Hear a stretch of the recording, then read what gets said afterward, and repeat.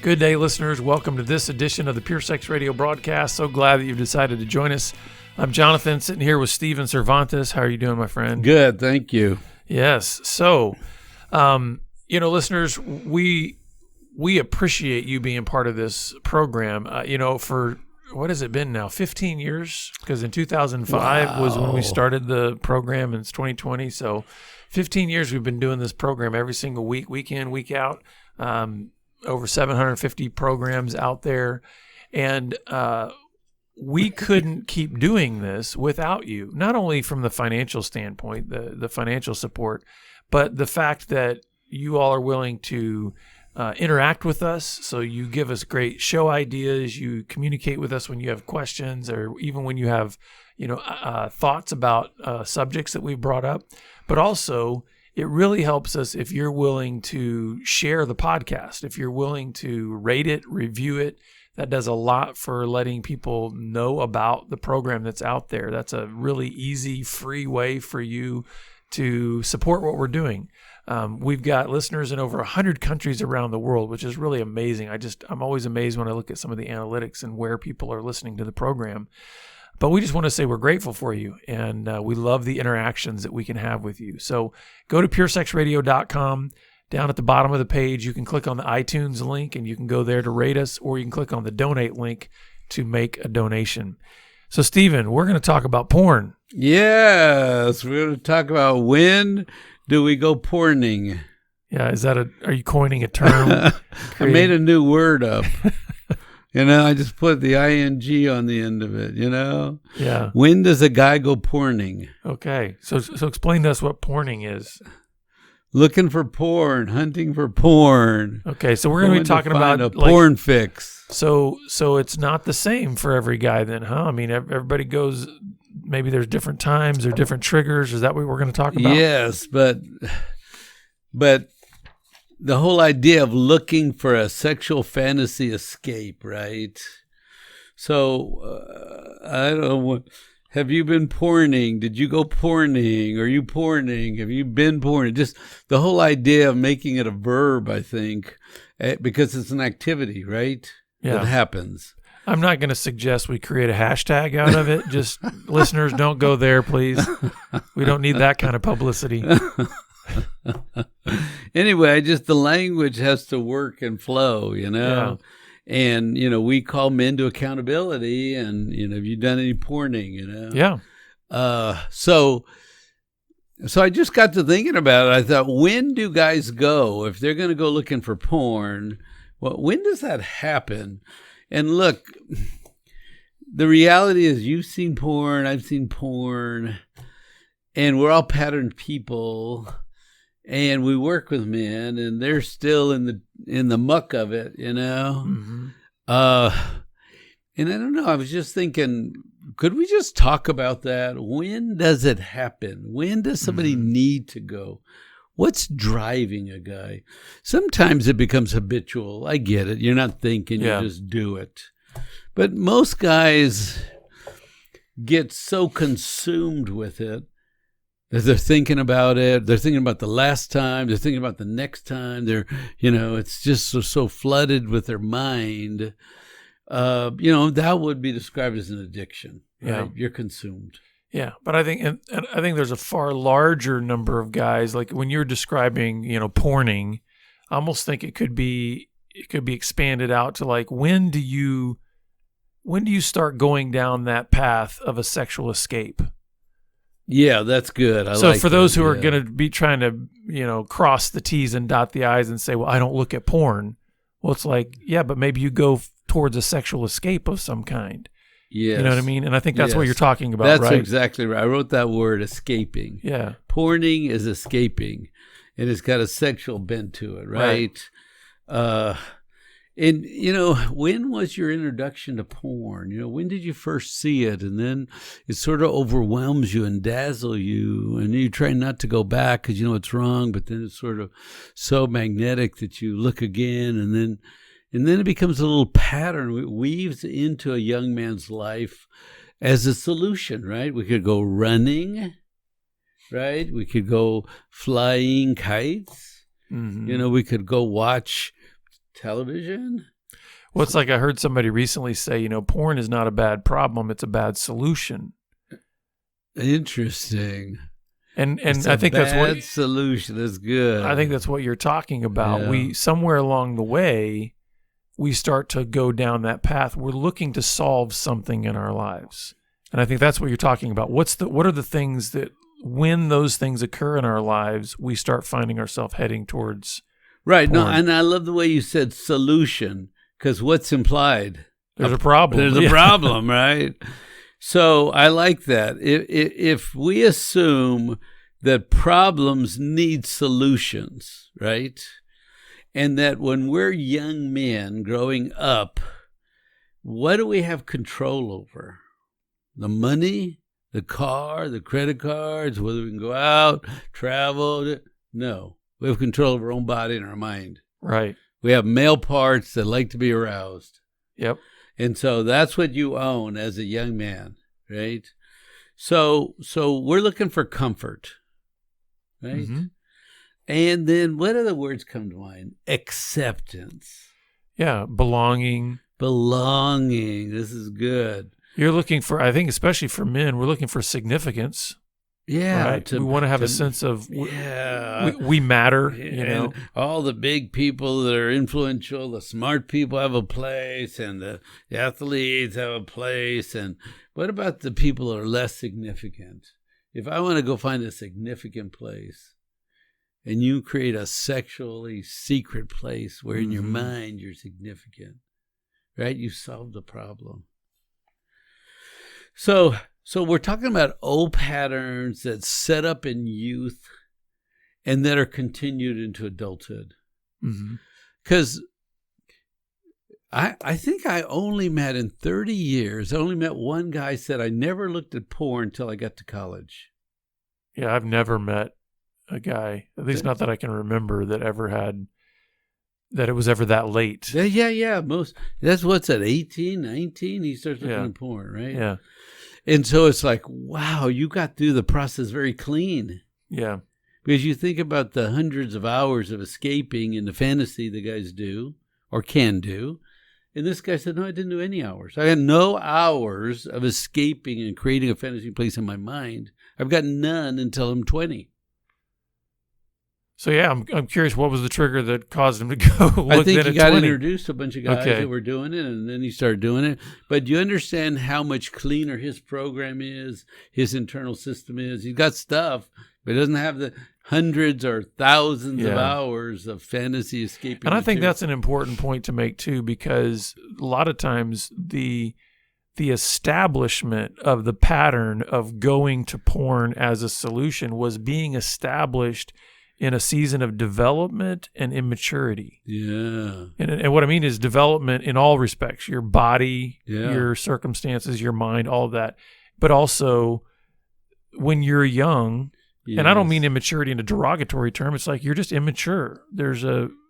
Physically you haven't completely developed, your brain hasn't completely developed, but emotionally everything is in an immature state. And the thought that pops in my head, if you're an immature, late blooming boy, and everybody's ahead of you, and you want to catch up, well, go to porn. Exactly, yeah. Because you can be a man in porn. You can be the big man on campus in porn, right?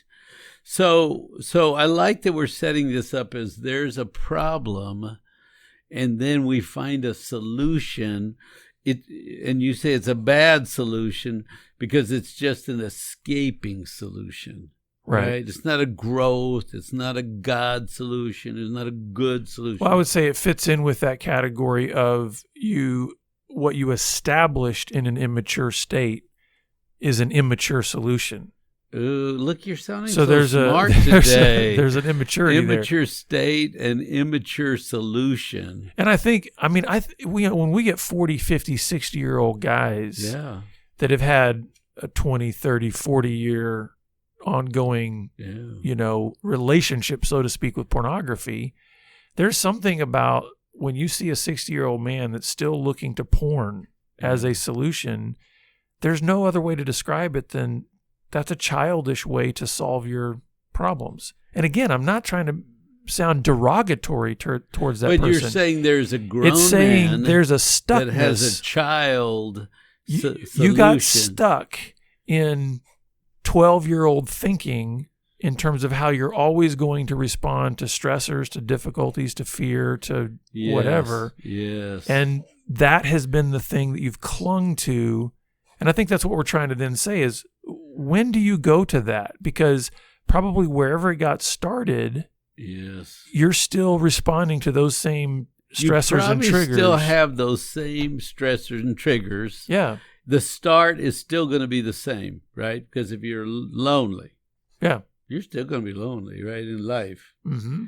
But the start is the same, right? When you're 10, 12, 14, whatever, the start's the same. The pain is the same, right? Because you're in the same body. It probably feels bad, right?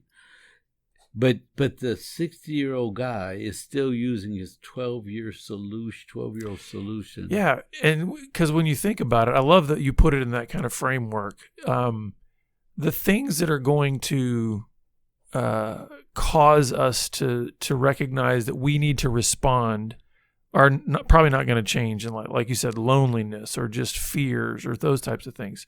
The feelings around it are probably going to be very similar. So the one thing that we have a sense of hope that we could grow and mature in is how we then respond to them, right? Right. But back up to what you said was really good, because the basic fundamental drive, the feelings, right? Yeah. The feelings that rise up inside me that I don't know what to do with, they will drive me to old solution. And they will probably not, I haven't experienced this. I mean, you can maybe tell me if it's different from you. For you, I haven't necessarily experienced a massive difference in how some of those things feel in my life today. But loneliness as or to how they fatigue, felt. it didn't change. So in other words, it's like, okay, if I have a wave of loneliness strike me today, it's not like it's so different from a wave of loneliness hitting me when I was 15.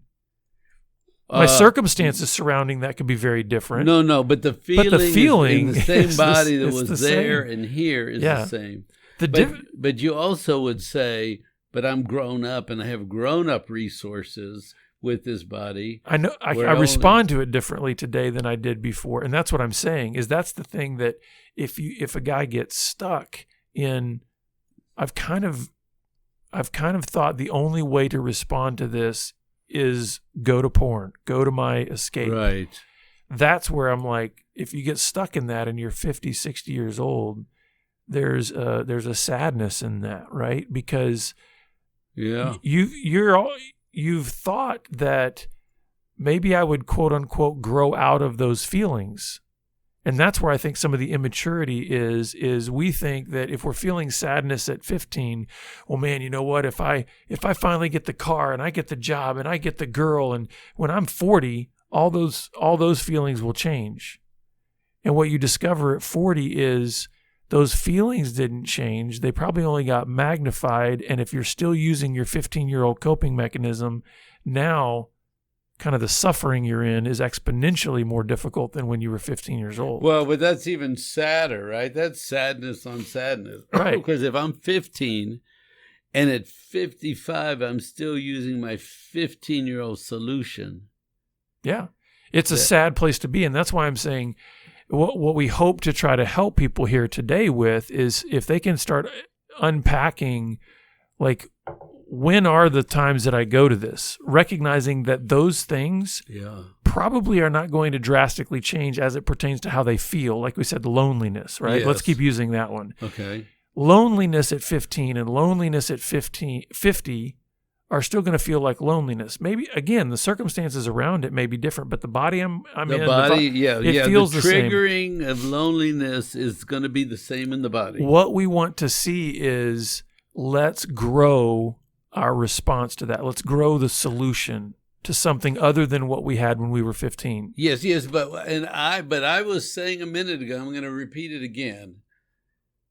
At 55, you have infinitely more resources than you had at 15. Hopefully, yes. Well, you have adulthood. Yeah. You have a driver's license. You have a credit card, right? People have cell phones, right? At 55, you have permission to go into a bar. At 15, you can, go to a bar Right. and go get a drink. But you could drive across the country at 55. You could get on a plane. You could watch a movie. You could watch movies all day. You have an infinitely much larger set of resources that at 15 you could only do one thing. Go to your room, fantasize. That's not exactly true. But habitually we thought we had very limited resources. Yeah. Right? We could go to the room, enjoy our body, fantasize, be left alone, right? But when you grow up, if you're still doing the same solution, you haven't even begun to recognize that you have the Spirit of God in you, that you have a brotherhood, that you're connected, that you could ask your wife for a hug, that you could do some self-soothing, or you could do worship, or, there's all of these options that exist. But what's so weird is that 15-year-old, in some 55-year-old, is still driving the whole program. That's true, yeah. Yeah.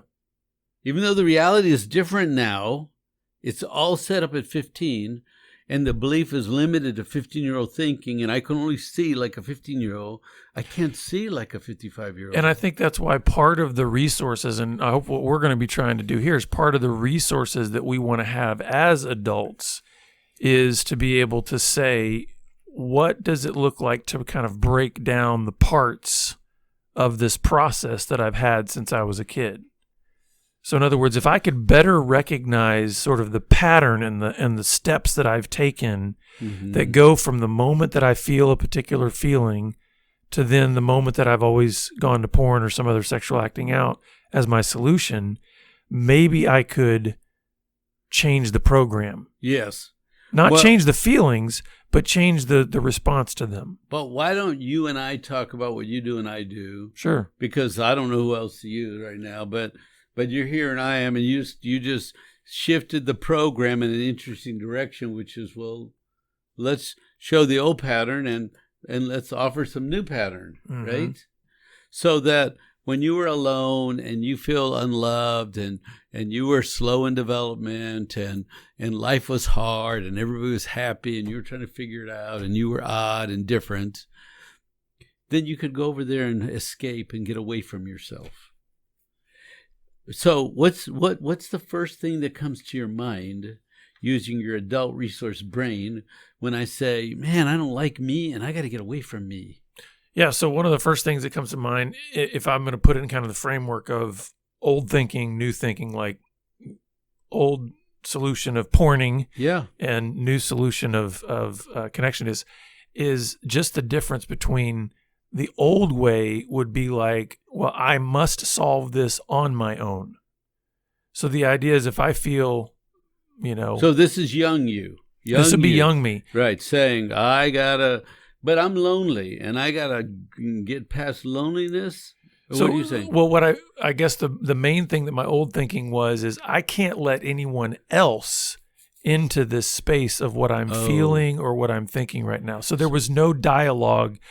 In some ways, I had locked myself kind of in a prison of like, if certain things come into my mind or into my heart, they're inaccessible by anybody else. I can't let anybody else into that space. So I must alone. That's why you said I must figure it out alone, because you're saying alone is your outer wall, right? Yeah. I live in an alone place and I got a problem. The new thinking is no. To go a little bit further, I'm alone, right? Mm-hmm. And nobody cares and nobody is safe and I can't let them in, right? With certain things, yes. And then you would, right, and like our sexuality, we hid it, we were scared, it was ugly, it was dirty, whatever, right? And so then, but it cooks inside you, right? You feel lonely and you shield yourself behind aloneness. And so then what would percolate and happen next, do you think? Well, a lot of times then it was just, what's going to make me feel better? I need relief. Yeah. No, but I didn't, there's a discomfort in carrying some of those emotions by yourself. Yes. Whether it's fear or, anger no, that's perfect. or, feeling lonely.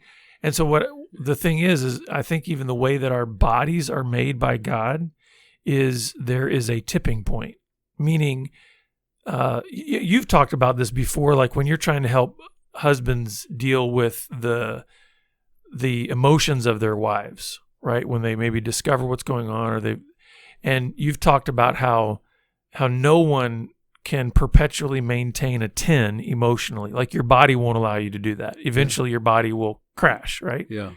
I think the same is true when you're carrying, like if I'm carrying that sense of loneliness by myself, my body can only handle, if I'm carrying that at a 10, like I'm feeling almost like in panic mode because I feel so alone, so disconnected. So at some point, my body will crash. And a lot of times the thinking of that was, I need relief, I need pleasure, I need something that makes me feel better. And so, of course, porn is an easy solution. So let me throw a few of my thoughts on the same continuum, right, of young kid.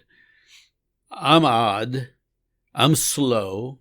Nobody is like me. Nobody understands me.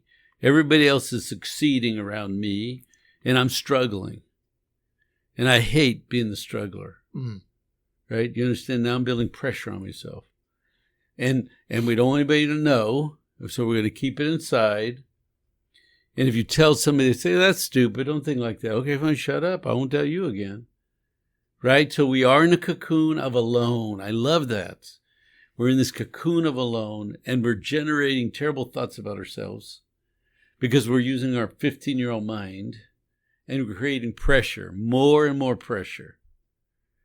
Until we have to get away from ourselves. That's fabulous. I don't think I've ever heard two men ever say that.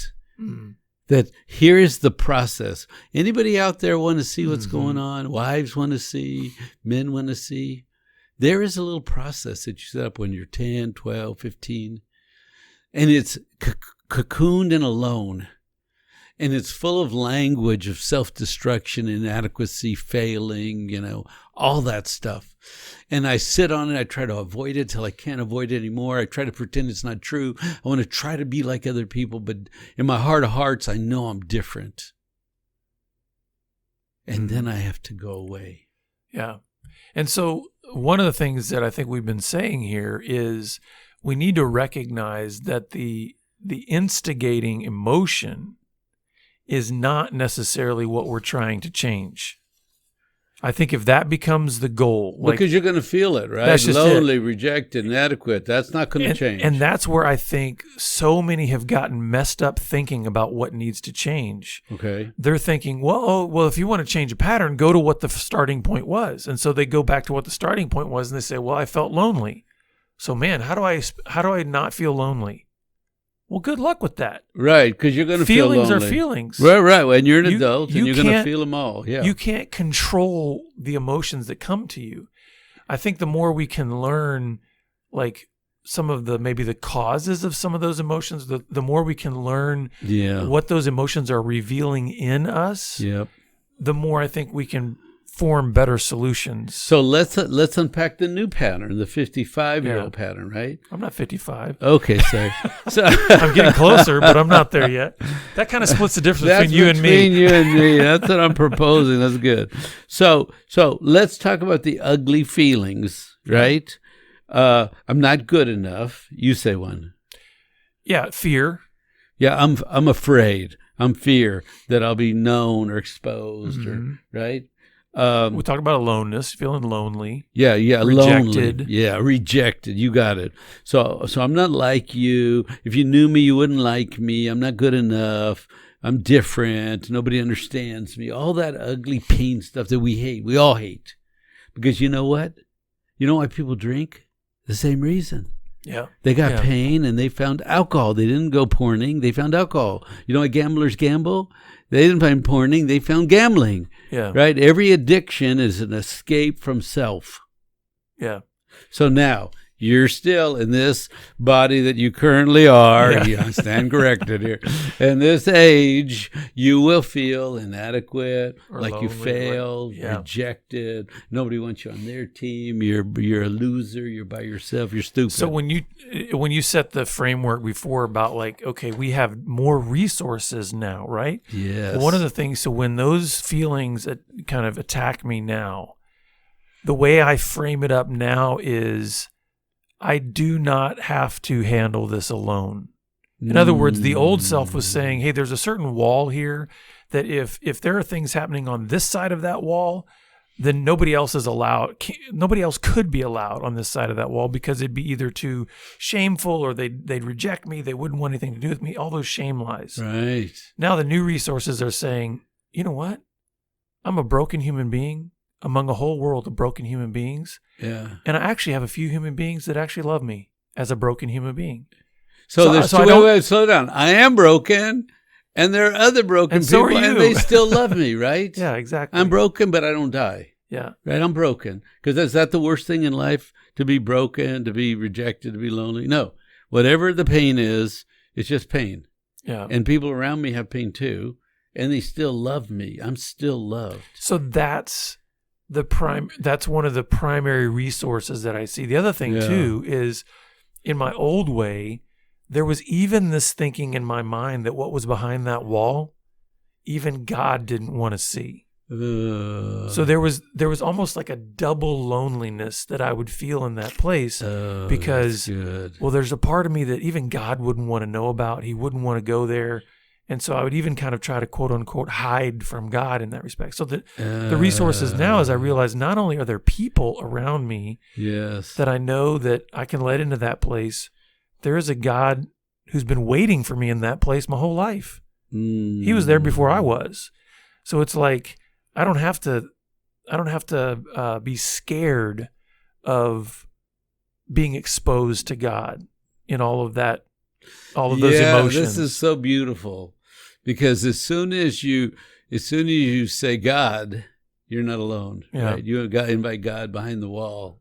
Right. Well, and the funny thing is then when you go behind the wall yourself, you feel like you realize he's been sitting there all along waiting for you. Or sitting on the wall going, hey, I'm right here. What do you want? You want to invite me in your yard? You'll play alone. What do you want to do? I'm right here. Tell me what you want. Exactly. Right? Because I'm not going to impose myself on you. You know?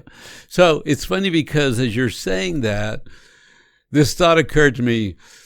When I'm really hard on me to say, God, I'm trashing me again, Lord. I'm just beating me again. All those old lies that want to crawl on me. And I don't want to beat me up this afternoon or tonight or tomorrow. I don't want to beat me with the lies. Do I have to beat me with the lies again, Lord? As soon as you say that, you change everything. Absolutely, yeah. Because either you're going to beat you or you're going to tell God you're beating you. And when you say, God, I've been beating on myself again, and I know that's not what you want for me to do, and I don't know why I do it. It's kind of dumb anyway. All I'm doing is setting myself up to go get relief. But if I could come, rest in your presence, have a dialogue, can I stop beating me? Is that okay with you, God? If you have any dialogue right there, you'll change the rest of your life. Yeah. It's kind of like turning in that moment with all of the confusion and all the feelings and processing it in the presence of God rather than trying to say, on my own, I got to kind of figure this out and then I'll present it to God. That's good. It's like, no, we're not meant to present our lives to God. We're meant to be living our lives in the presence of God. Isn't that beautiful? But a scared boy will say, okay, I can talk to God about this. God won't like this. God only likes good. He won't like messes. Look at this messy, stinky, bad thing. No, take it from, I'll do it myself. And then I'll go, when I'm good, I'll go to God. Man, that's great boy thinking. And that's where we've got to shift that paradigm. We've got to shift that dialogue. And so I'm hopeful that listeners out there, I hope this has really stirred a lot in your own heart about kind of thinking about your own pattern. Like what has been your pattern from childhood to now that has led to bad solutions over and over and over again?